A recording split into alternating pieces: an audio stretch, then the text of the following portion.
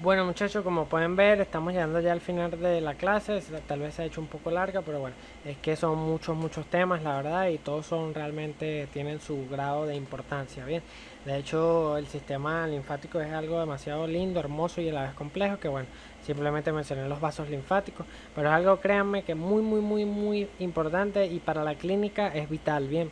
De hecho, la vía en la que las células cancerígenas migran de un lugar a otro y pueden llegar a hacer metástasis a través de eh, migran por vasos linfáticos, bien, ¿no? Adquieren la vía linfática para hacer, vamos, lo que uno llama que la expansión de un cáncer, en términos básicos, ¿ok? Adquieren esta vía y entonces, bueno, los especialistas de la clínica hacen un contraste y ven los ganglios, los nódulos linfáticos, etcétera. Pero es simplemente para que tomen en cuenta que en este mundo de la medicina no hay nada al azar, no hay nada que no importe, por más que yo haya dado los vasos linfáticos muy rápido, muy general, créanme que es algo muy complejo y muy importante. Algo que ustedes no conozcan, algo que usted no le preste mucha atención, créanme que ese algo tan pequeño puede tener una importancia de una u otra manera muy grande, bien, ya sea en la clínica, en lo que sea, etcétera. Okay. Entonces vamos a hablar ahora de lo que es el sistema nervioso. Vamos, que hablar de importancias, sistema nervioso casi que lo es todo, bien. Entonces de esto va a salir muchísimas preguntas, al igual que el sistema cardiovascular para sus parciales, bien. Entonces vamos a abordarlo. Este es algo, la verdad, complejo, también difícil de entender. Y por eso lo vamos a abordar desde un punto de vista general, porque no puede hablar como tal del sistema nervioso en base a su nivel que no conocen, que es una neurona, por ejemplo, que es un soma neuronal, las prolongaciones, una dendrita, las somitas, bien, sustancia gris, sustancia blanca. Entonces, no vamos a profundizar desde ese punto de vista, sino más de como que un bosquejo, un esquema para que comprendan cómo está organizado y cuando haya que estudiarlo, es decir, saber en teoría dónde estamos parados, qué estamos estudiando. Es la percepción que quiero que se lleven del sistema nervioso. ¿Ok? Como pueden ver, es un conjunto de células especializadas en la conducción de señales eléctricas, eso es básico. Va a estar formado por neuronas y células de la glía, bien. Las neuronas reciben y procesan, transmiten la información y de esta puede viajar de un lugar a otro en el organismo, ¿ok? Ahora, importante, aquí para como que ubicarlo, cómo se diferencia, ¿ok? Puede diferenciarse en base a su función y en base a su estructura. A nosotros que nos importa las dos, pero nos vamos a ubicar de un punto de vista estructural, ¿ok? Entonces, estructuralmente lo vamos a dividir en el sistema nervioso central y sistema nervioso periférico. Y funcionalmente lo vamos a dividir en parte somática y autónoma. Yo les dije que cuando mencionáramos somático, es voluntad, muchachos. Tenemos voluntad de controlar tal cosa, ¿ok? Y autónomo, visceral, es involuntariedad, es decir, yo no lo puedo controlar. Es decir, si hay un músculo que es liso, que yo dije que no tengo control, porque no es un músculo estriado esquelético, ese no lo voy a controlar desde un punto de vista somático, porque no puedo. Es un punto de vista autónomo, si yo no tengo control sobre eso, ¿ok? Entonces, ya vamos a entender más sobre esta división del sistema nervioso central y por qué se llama central y por qué el otro se llama periférico, cómo está constituido, lo voy a explicar con un esquema, ¿ok? Y vamos a también entenderlo cuando hablamos de la funcionalidad, porque les dije que hay que ubicarlo desde un punto de vista estructural, pero también nos importa la funcionalidad, ¿ok? Entonces, el sistema nervioso central está compuesto por el encéfalo y la médula espinal, ¿ok? Básicamente, el sistema nervioso central es lo que está resguardado por el cráneo, por el neurocráneo y por la columna vertebral. ¿Qué tenemos en el neurocráneo, muchachos? El encéfalo. ¿Cómo está constituido el encéfalo? Cerebro, cerebelo y tallo del encéfalo, ¿ok? No es como antes de entrar al mundo que uno decía, no, el cerebro. No. Concretamente, encéfalo y sus partes. Cerebelo, cerebro y tallo del encéfalo, ¿ok? Eh, ¿Dónde está alojado esa parte? Bueno, en el cráneo, neurocráneo exactamente. La médula espinal, ¿dónde está alojada? columna vertebral. ¿Ok?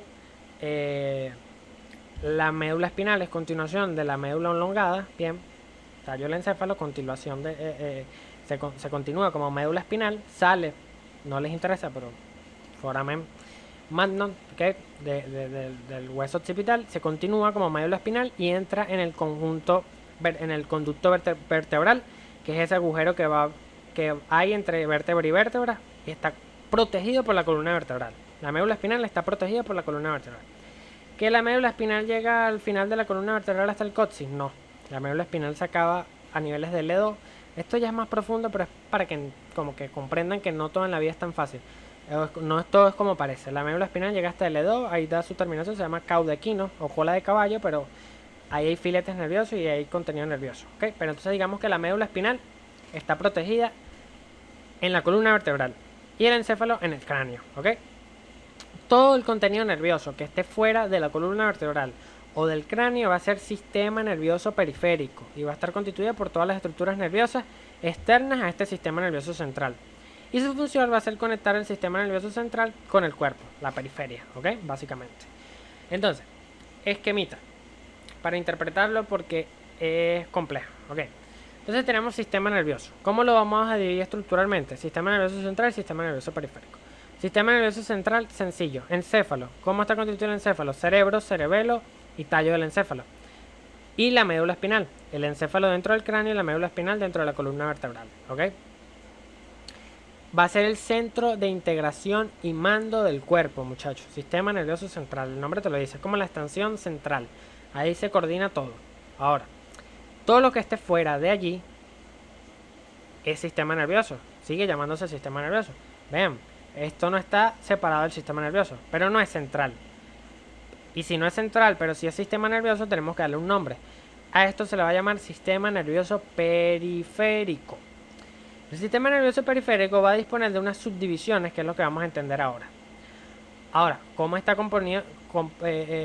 constituido, compuesto este sistema nervioso periférico? Bueno, los nervios periféricos, que van a ser nervios espinales, nervios craneales, nervios autónomos y una serie de ganglios, ¿ok? Estos ganglios, créanme que le van a complicar la vida en su momento, pero ahora sepan que existe, pero como que no se compliquen mucho. Los nervios, cuando digo nervios periféricos, es como que obviamente están fuera de esto, el sistema nervioso central. Entonces, ¿por qué yo digo que existen nervios espinales y nervios craneales? Porque yo dije que existía el encéfalo y la médula espinal. Los nervios que salgan de la médula espinal van a ser nervios espinales. Concretamente existen 31 nervios espinales y se van llamando de acuerdo a su nivel medular, ¿ok? Si un nervio espinal sale de la vértebra cervical C1, ese nervio se va a llamar C1. ¿Ok? Sale ese nivel. Si sale de T3, la vértebra torácica 3 se va a llamar T3. Es para que vayan integrando, muchachos, y vean que van a tener que estudiar mucho porque esto es complejo. Hay que manejar vértebras, hay que manejar niveles medulares, pero lo van a entender. Yo sé que van a ser capaces. Esto es como una introducción y la estoy dando fuerte en cierto modo. Tal vez a algunos esto les parezca complejo, pero la estoy dando fuerte en cierto modo también para que abran los ojos y sepan que lo que viene a continuación es difícil, hay que estudiar, ¿ok? Entonces, el nervio espinal, muchachos, el nervio espinal es espinal porque sale de la médula espinal, ¿ok? Y el nervio craneal es craneal porque sale del cráneo a nivel del encéfalo.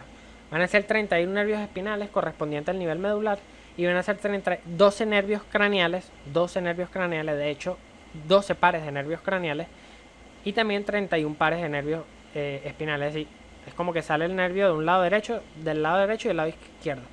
Salen pares, ¿ok? 31 pares y 12 pares de nervios craneales. Estos nervios craneales los van a estudiar cuando lleguen en la segunda unidad, cabeza, cuello y tórax. Se llaman los pares craneales, tienen sus nombres, se los van a aprender con una canción, con lo que sea. Tienen que aprendérselo al letra, entender X. No les compete ahora, pero sepan que existe. Y forman parte del sistema nervioso periférico porque están fuera, muchachos, están fuera de esto, están fuera del sistema nervioso central. Lo que se le llama nervios autónomos son aquellos que comprenden el sistema nervioso entérico, que es aquel encargado de regular el peristaltismo, ¿ok? Eso es un mundo aparte, cómo tu estómago se contrae para pasar el duodeno, y del duodeno pasa el yeyuno, y del yeyuno pasa el ilion, y del ilion pasa el ciego, el colon, y lo expulsas por el recto, ¿ok? ese contenido fecal ya a ese nivel. Eso se mueve, es peristaltismo y está inducido, el músculo se mueve no por obra y gracia de Dios, sino por impulsos nerviosos de lo que conocemos como nervios autónomos que forman plexos del sistema nervioso entérico. Es algo que tal vez profundicen más cuando llegan al sistema digestivo, en histología, van a ver que si un plexo está en la submucosa, que si otro está en la muscular, etcétera, no nos compete ahora. Entiendan, para mí es más importante que entiendan a este nivel lo que es nervios espinales y nervios craneales. Entonces, ¿qué es la importancia? Y los ganglios, bueno, es algo que como les dije le van a dar dolor de cabeza y de una manera u otra lo van a aprender, así que no me voy a esforzar en explicar mucho ahorita. Conduce información motora y sensitiva entre el sistema nervioso central y los tejidos periféricos. ¿Okay? Conecta este con este, llevando la información motora y sensitiva. Ok. Entonces, como les dije, esto tiene una subdivisión. El sistema nervioso periférico tiene una subdivisión. Y es donde entra la funcionalidad. Le dije que le vamos a agregar la funcionalidad a esto. Ok. Entonces, esta subdivisión es una división somática y una división autónoma. O también conocida como sistema nervioso neurovegetativo. Así le llama el doctor Albelo, así le vamos a llamar. Sistema nervioso autónomo o neurovegetativo y sistema nervioso somático o voluntario. Muchachos, ahorita ustedes en miembro superior y miembro inferior, que es lo primero que ven, van a estar es nada más de lleno concentrados en el sistema nervioso somático. Somático es voluntad, ustedes controlan esos nervios, esos movimientos, entonces, esos músculos. Entonces van a ser fibras sensoriales de la piel, los músculos esqueléticos y las articulaciones. Esto es lo que llamo una aferencia sensitiva. ¿Por qué? Porque son fibras sensoriales, sensibilidad, para percibir sensibilidad de la piel, los músculos esqueléticos y las articulaciones. Esas son aferencias y eso entra dentro del componente somático. Entonces podemos decir que el componente somático, la parte somática del sistema nervioso periférico, tiene una división o una parte sensitiva, que es esta, las fibras sensoriales, que son aferencias para la sensibilidad, y una parte motora o eferente, que son las fibras motoras para los músculos esqueléticos. Ustedes le van a preguntar en miembro superior, el bíceps braquial es inervado por tal músculo, por tal nervio, perdón.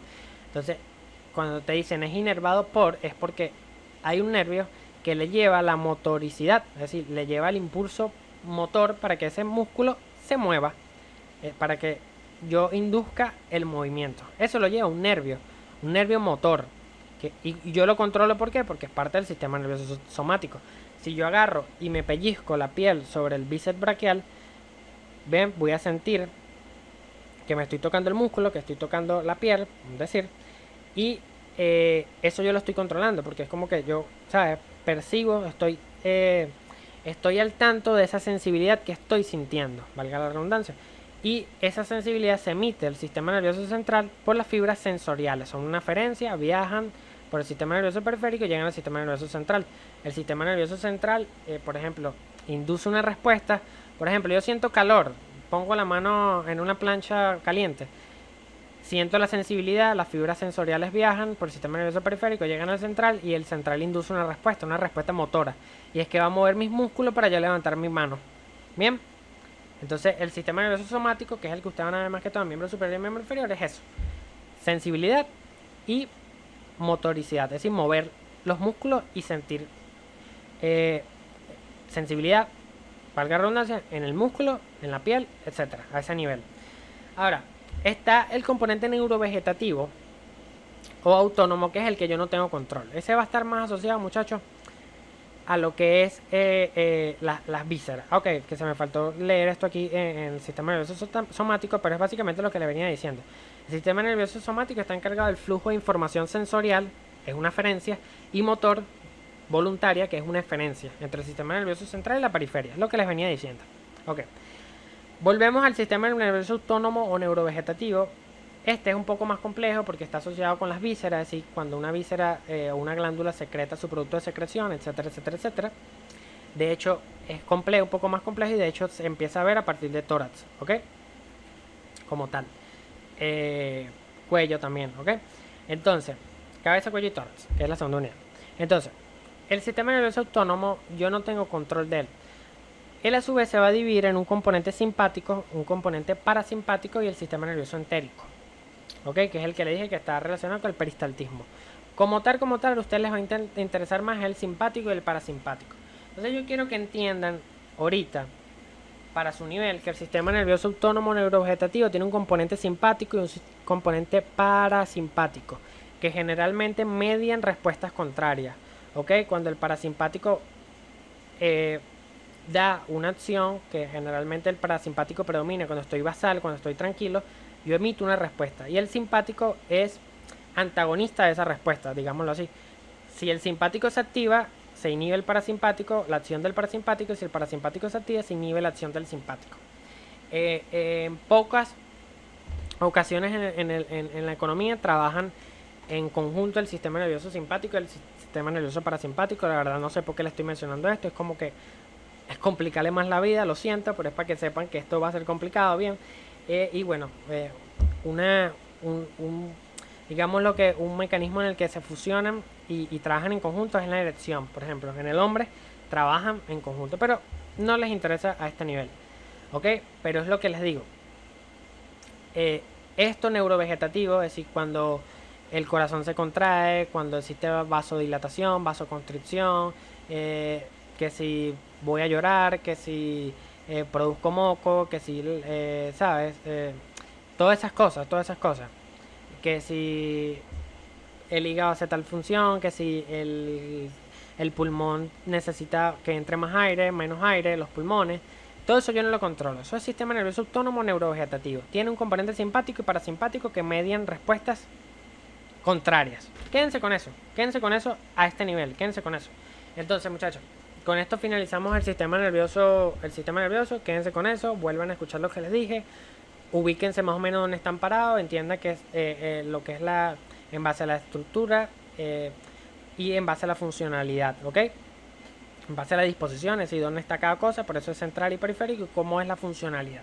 Entiendan eso. Sistema nervioso autónomo, como aquí dice, es el control motor involuntario de órganos y funciones corporales, y cosas que no podemos controlar y funciona solito, ¿ok?